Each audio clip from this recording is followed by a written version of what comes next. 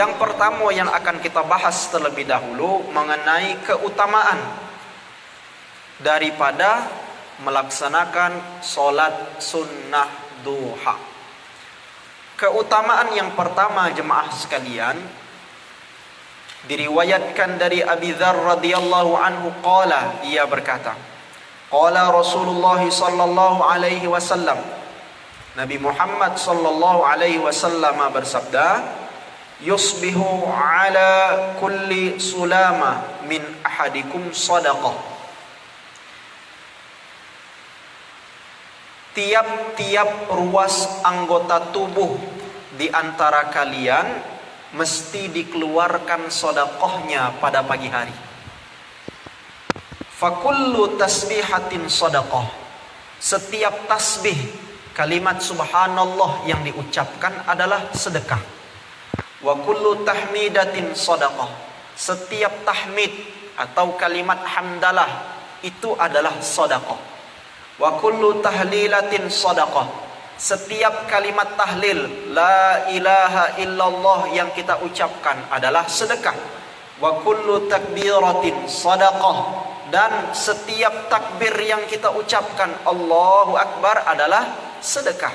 Wa amrun bil ma'rufi sadaqah. Dan mengajak orang-orang supaya melakukan kebaikan adalah sedekah. Wa nahyun 'anil munkari sadaqah. Begitu pula mencegah segala macam kemungkaran termasuk sedekah. Wa yujzi'u min dzalika rak'atani yarka'uhuma minad duha. Akan tetapi semua itu bisa digantikan, bisa dicukupi dengan melaksanakan 2 rakaat salat duha. Rawahu Ahmad wa Muslim wa Abu Dawud. Itu hadis yang pertama. Kemudian hadis yang kedua, wali Ahmad wa Abi Dawud an Buraidah anna Rasulullah sallallahu alaihi wasallam qala. Diriwayatkan dari Imam Ahmad, Abu Dawud dari Imam Abu Dawud daripada Buraidah bahwasanya Rasulullah sallallahu alaihi wasallam bersabda, fil insani sittuna wa 300 mifsalin. Tiap-tiap manusia memiliki 360 ruas anggota tubuh. Alaihi ayyatasaddaqa an kulli mifsalin minha sadaqah. Di mana mereka harus mengeluarkan sedekah daripada tiap-tiap ruas tubuh tersebut. Qalu, kemudian para sahabat bertanya, faman alladhi yutiqu dzalika ya Rasulullah? Siapakah orang yang mampu melaksanakan semua itu ya Rasulullah? Qala, kemudian Nabi menjawab, an-nukhamatu fil masjidi yadfinuha aw syai'u yunahihi 'anit tariqi. Kesemua itu dapat dilakukan dengan membersihkan ludah yang ada di masjid dengan menutupnya dengan tanah, atau menyingkirkan sesuatu dari jalanan orang-orang. Fa illam yaqdir faraqatat duha tujzi'u anhu. Jika tidak bisa dilakukan keduanya tadi, maka cukup dengan menggantinya dengan 2 rakaat salat duha. Artinya untuk melaksanakan sedekah ya daripada 360 ruas anggota tubuh itu cukup dilakukan dengan 2 rakaat salat sunnah duha. Kita sudah dapat pahala sedekahnya. Maka Imam Asy-Syaukani berkata, wal haditsani yadullani ala 'idhami fadli duha. 2 hadis yang barusan kami sebutkan tadi menunjukkan kepada kita bahwa salat duha itu memiliki keutamaan yang luar biasa. Wa kibari mauqi'iha wa ta'aqqudi masyru'iyyatiha. Dan 2 hadis tadi menjadi dalil yang menunjukkan kepada kita bahwa kedudukan salat duha itu sangat agung dan pelaksanaannya itu sangat disyariatkan. Sangat disyariatkan, sangat dianjurkan. Wa anna raq'ataiha tajziyani an 360 sadaqah.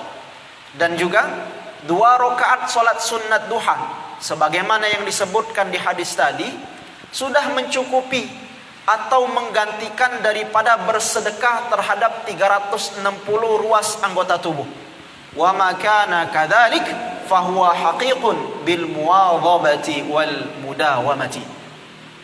Jika memang demikian, kata Imam Asy-Syaukani, maka salat sunnah duha itu lebih berhak untuk kita rutinkan dan untuk kita dawamkan. Karena begitu besar keagungan dan keutamaannya.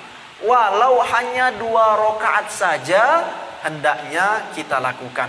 Walaupun hukumnya sunnah, namun rugi kalau tidak kita laksanakan. Kemudian hadis yang ketiga, Anin Nawasi ibni Sam'an radhiyallahu anhu, anna Nabiyya sallallahu alaihi wasallam qala, bahwa Nabi Muhammad sallallahu alaihi wasallam bersabda, qala Allah azza wa jalla, Allah subhanahu wa ta'ala berfirman, berarti ini hadis qudsi. Ya bani Adam, wahai anak cucu Adam, la ta'jizanna an arba'i raka'atin fi awalin nahari akfika akhirahu. Kata Allah, wahai anak cucu Adam, jangan tinggalkan 4 rakaat solat di awal siang kalian. Maksudnya solat sunat duha. Maksudnya solat sunat duha. Janganlah kalian meninggalkan 4 rakaat solat sunat duha di awal siang kalian. Akfika akhirahu. Jika itu dilakukan, maka aku akan mencukupimu di akhir harimu. Rawahu Al-Hakim wa Tabrani. Wa lafdhu Tirmidzi, begitu pula hadis dari lafaz Imam At-Tirmidzi an Rasulillah sallallahu alaihi wasallam, dari Rasulullah sallallahu alaihi wasallam, anillahi tabaraka wa taala, daripada Allah subhanahu wa taala, inna ta'ala qala, bahwasanya Allah berfirman, ya bani Adam, wahai anak cucu Adam, irka'li 4 raka'atin min awalin nahari akfika akhirahu. Laksanakanlah 4 rakaat salat sunat duha untukku di awal siangmu, maka aku akan mencukupimu di akhir harimu. Itu hadis yang ketiga. Jaminan daripada Allah subhanahu wa ta'ala, siapa yang mampu melaksanakan salat duha 4 rakaat saja, yang paling baik dilakukan 2 rakaat salam, 2 rakaat salam. Karena salatul laili wan nahari mathna mathna, kata Nabi. Salat sunat di siang dan di malam hari itu dilakukan 2 rakaat, 2 rakaat. Jadi kalau kita pengen salat sunat duha 4 rakaat, lakukan 2 rakaat salam, 2 rakaat salam, maka janji Allah di akhir hari, di sore harinya, Allah subhanahu wa ta'ala akan cukupkan kita dari segala macam hajat kebutuhan kita. Itu yang ketiga. Yang keempat, wa an Abdullah bin Amr, diriwayatkan dari Abdullah bin Amr, qala, ia berkata, ba'atha Rasulullah sallallahu alaihi wasallam sariyatan. Suatu ketika Rasulullah pernah mengutus 1 pasukan perang, 1 kelompok pasukan. Faghanimu wa asra'ur raj'atah.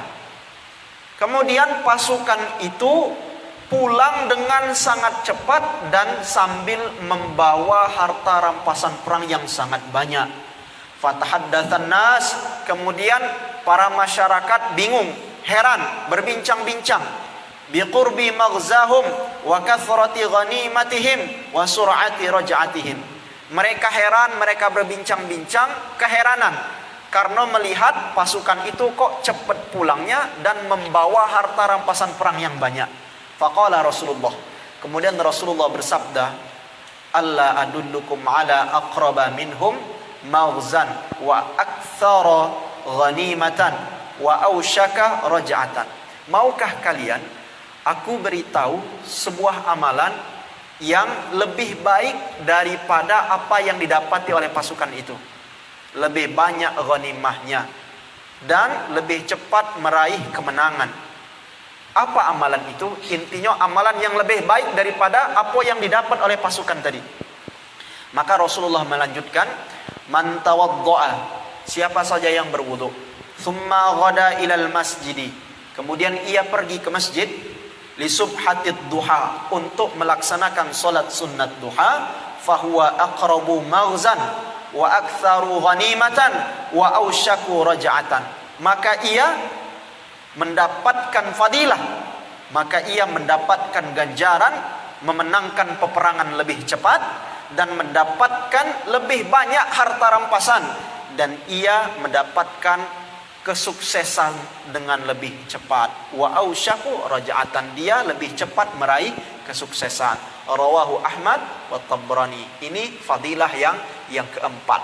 Orang yang sholat duha, berwudu, kemudian melaksanakannya di masjid, itu lebih baik daripada apa yang didapati oleh pasukan tadi. Mereka pulang perang menang lebih cepat, pulang lebih cepat membawa harta rampasan yang banyak. Maka itu bisa kita dapatkan bahkan lebih dengan melaksanakan sholat sunat duha. Itu keutamaan yang keempat.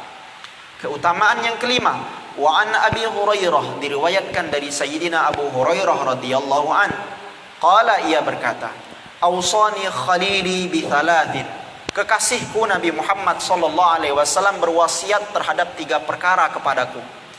Bisiyami thalathati ayyamin fi kulli syahrin, untuk melaksanakan puasa sunnah 3 hari di pertengahan tiap-tiap bulan.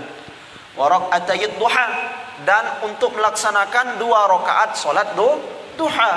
Wa an utira qabla an anama, dan untuk melaksanakan salat sunnah witir sebelum tidur. Rawahu Bukhari wa Muslim. Artinya salat sunat duha termasuk daripada wasiat yang diwasiatkan oleh Nabi Muhammad sallallahu alaihi wasallam. Ini menunjukkan pentingnya dan utamanya daripada mendirikan salat sunat duha. Kemudian yang keenam,